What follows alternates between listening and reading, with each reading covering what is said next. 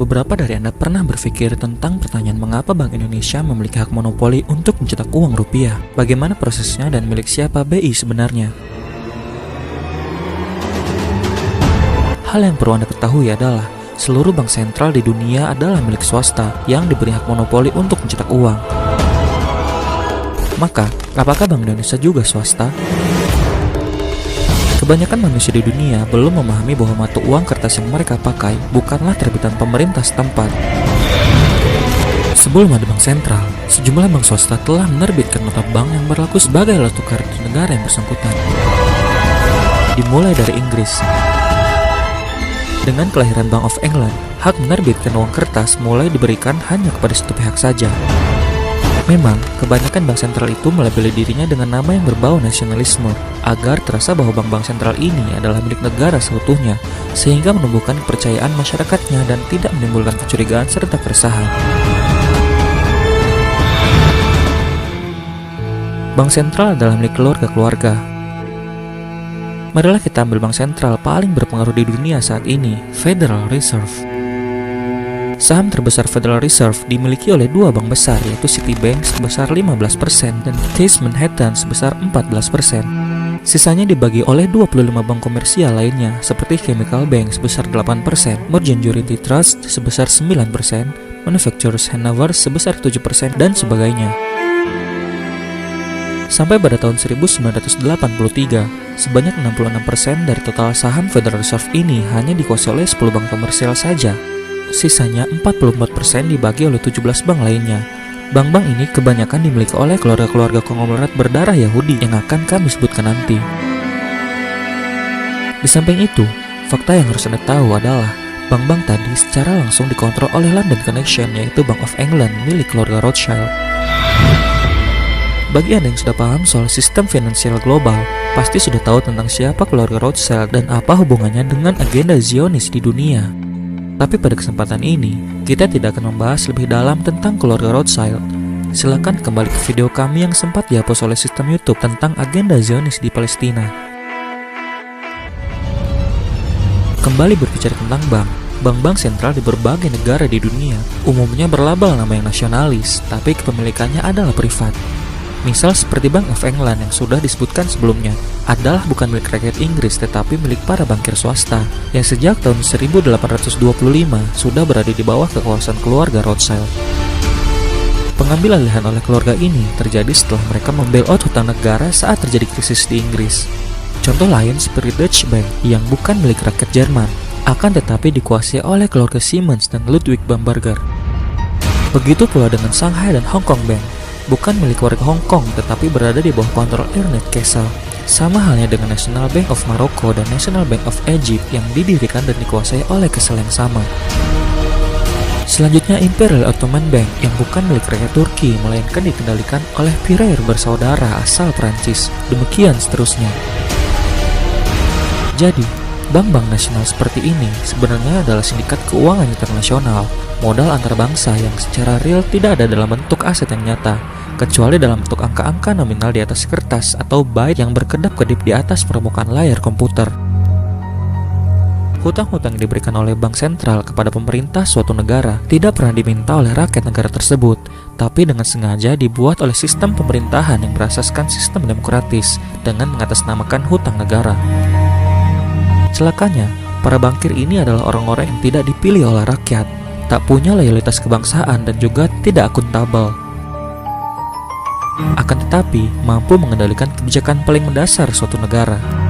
Dan setiap kali mereka menciptakan kredit atau hutang, setiap kali itu pula tercipta uang baru dari byte-byte komputer belaka. Jadi, apakah sistem perekonomian ini halal menurut agama Islam? Apakah bank itu sendiri halal? Simak penjelasan berikut. Makanya ulama-ulama kita ini tenang. Kenapa? Karena berpikir jernih menghadapi persoalan umat. Ngono lho, kiai ora ono sing wani kok kiai terus ngaramno bank ngono. Ora wani padahal ya kiai iki ngerti nek bank iki kabeh ora ono sing halal. Misale ngono, mari kita rasmani.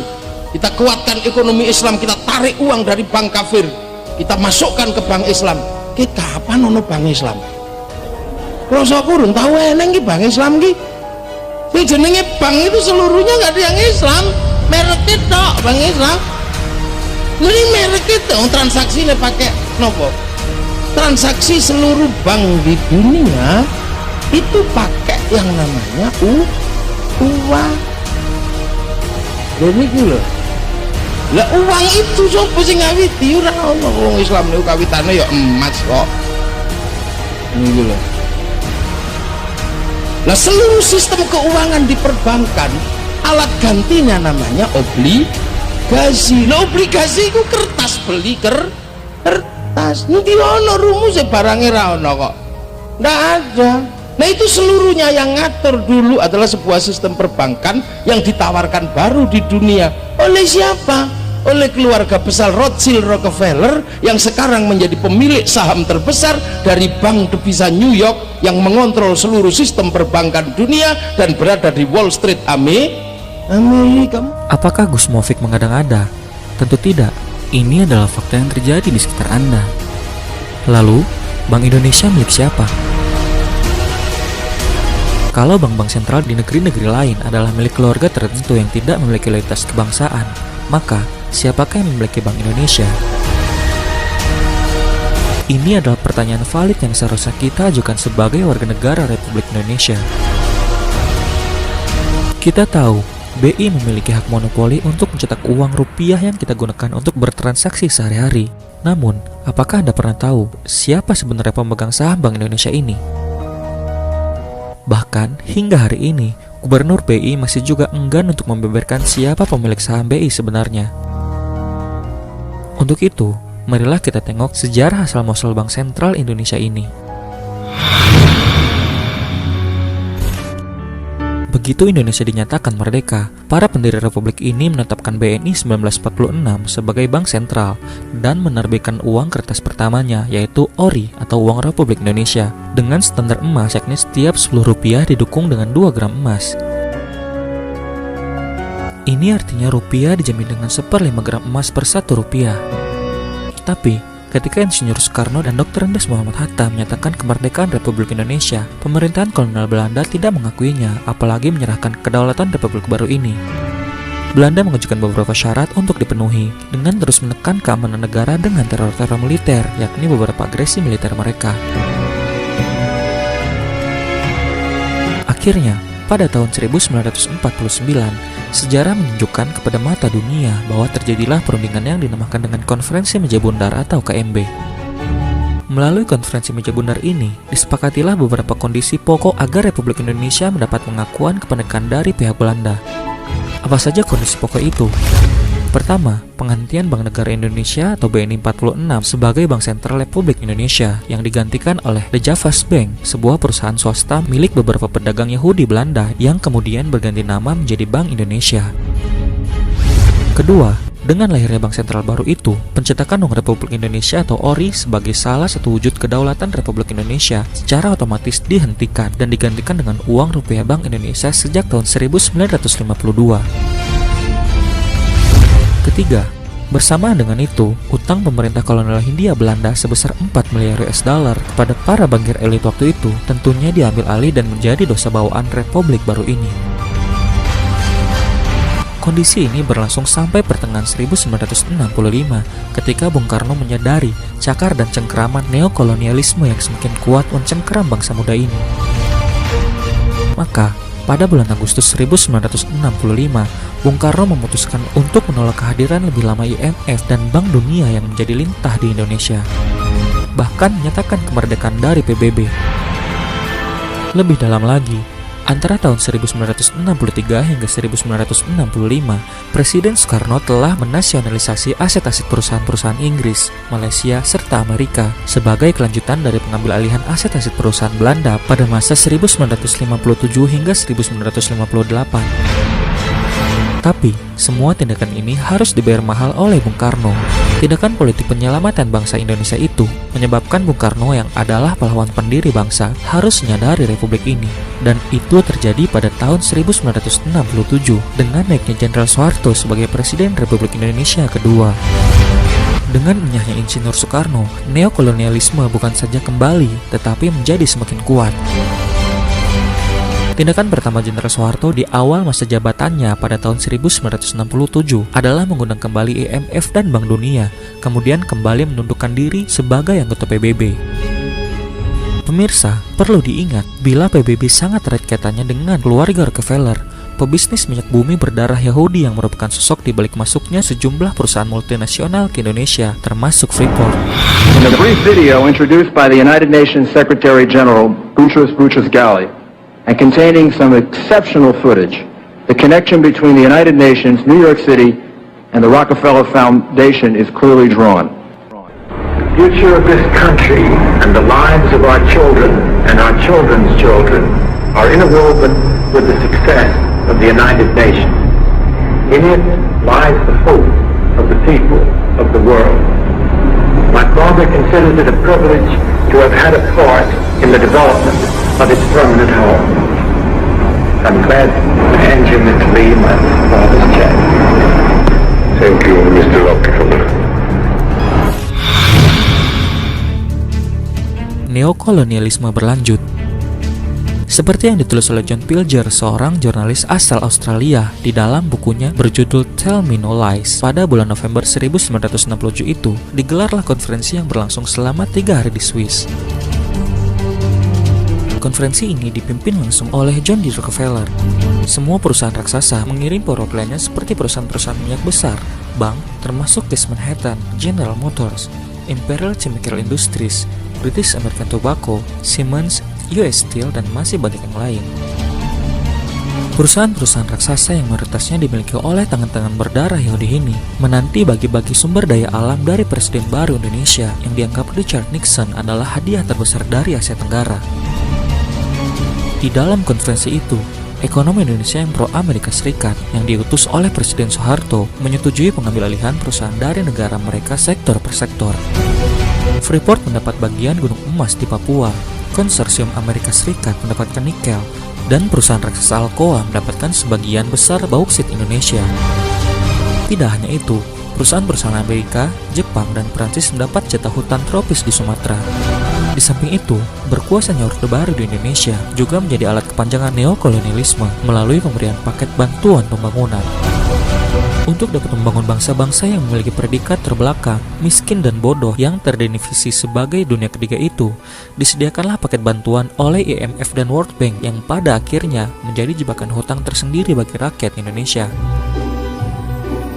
Mereka juga memberi paket sumbangan untuk mendidik anak bangsa dengan berkuliah di negara mereka, tepatnya mengindoktrinasi anak-anak bangsa ini dengan ilmu ekonomi pembangunan, manajemen pemerintahan, pinjaman lunak, bantuan pembangunan, dan semacamnya. Diajarkanlah kepada mereka ekonomi neoklasik dengan model pembiayaan melalui defisit anggarannya sebagai legitimasi dan pembenaran bagi utang negara yang disulap menjadi proyek-proyek pembangunan dan diwadahi dalam APBN. Semuanya dilabeli dengan nama yang indah seperti kebijakan dan perencanaan publik. Maka, utang luar negeri Indonesia yang hanya 6,3 miliar US dollar di akhir masa Soekarno, yang diantaranya adalah hutang warisan Hindia Belanda sebesar 4 miliar US dollar, ketika masa Orde Baru berakhir pada Desember 1997, membengkak hampir mencapai 1000%, yakni sekitar 54 miliar US dollar. Lebih dari 10 tahun sesudah Presiden Soeharto lengser, hutang luar negeri kita pun semakin tidak terkendali, yakni mencapai lebih dari 150 miliar US dollar. Kita tahu, jatuhnya Jenderal Soeharto adalah akibat krisis moneter yang disebabkan oleh kelakuan para bankir dan spekulan valuta asing. Tetapi, rumus klasik dalam menyelesaikan masalah krisis moneter tidak akan pernah berubah. Ya, harus ada bailout yang artinya pemerintahan atas nama rakyat harus melunasi hutang tersebut. Ironisnya, langkah yang harus diambil adalah dengan cara mengambil hutang baru dari para bankir itu sendiri, sehingga pada akhirnya republik yang dikatakan merdeka dari penjajahan ini sepenuhnya dikendalikan oleh para bankir melalui letter of intent seluruh kebijakan pemerintahan RI tanpa terkecuali. Kebijakan bank sentral kita hari ini sepenuhnya hanyalah menuruti semua yang ditetapkan oleh para bankir global. Dua di antaranya yang terkait dengan bank sentral dan kebijakan uang adalah: pertama, Mulai dari tahun 1999, Bank Indonesia yang semula adalah The Javas Bank itu telah lama sekali dilepaskan dari Republik Indonesia. Artinya, Gubernur BI bukan lagi bagian dari Kabinet Republik Indonesia, maka ia tidak lagi harus akuntabel kepada rakyat Indonesia. Kedua, mulai dari tahun 2011, melalui Undang-Undang Mata Uang, Bank Indonesia dilegalisir sebagai pemegang hak monopoli menerbitkan uang kertas Indonesia. Dan bersama dengan ini, dilakukan kriminalisasi atas pemakaian mata uang lain sebagai alat tukar di Republik Indonesia. Namun, tentu saja dengan mengecualikan mata uang para elit dunia, yakni US dollar. Pemirsa, di zaman yang semakin carut-marut oleh tangan-tangan elit penguasa dunia ini, mau tidak mau, kita harus paham dan mengerti bagaimana sejarah keuangan Republik ini. Dan sebagai warga negara yang mengerti, kita memiliki hak asasi dan hak konstitusional untuk mengambil keputusan sendiri.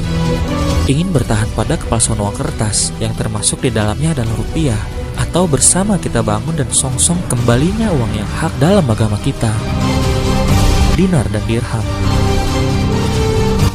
Apa hukum menggunakan uang kertas? Dan apa benar umat Islam lebih baik bermuamalah dengan menggunakan dinar dan dirham? Itu usul dari Perdana Menteri Malaysia Mahathir Mohamad. Kata beliau, kalau Uni Eropa bisa bersatu dengan euro, kita menyebutnya euro, maka kita pun lebih bisa dipersatukan. Karena memang pada zaman Nabi kita menggunakan dinar.